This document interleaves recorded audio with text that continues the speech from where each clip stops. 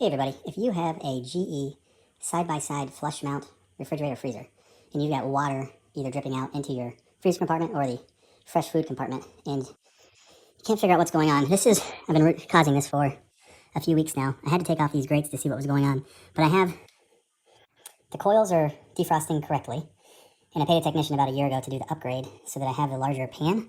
But what was happening is that part there, which is a brake to allow, it's like a siphon brake, water was coming out of the top because it wasn't able to drain further down that hose out of when the auto defrost was happening.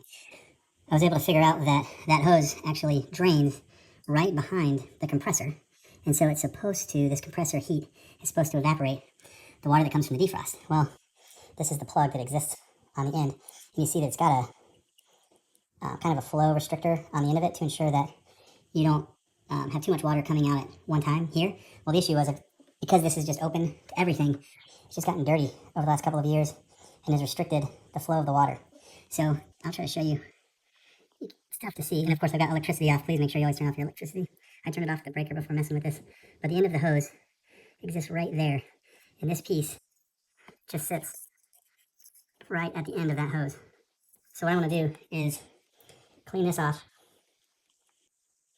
put it back on, and then continue to leave this open to evaluate whether or not we have a solution to the water coming out of the front of this GE built-in freezer. So the difference here between all the other videos you've seen, the compressor, usually compressors, evaporator coils at the bottom.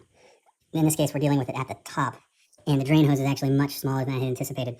I did not pull this out of the wall like most people are talking about because I didn't think it made sense for there to be a drain pan that low because it's the compressor that's supposed to cause the evaporation. So I will get this cleaned out, and then we'll post in comments if we finally found a solution after root causing this for a very, very, very long time.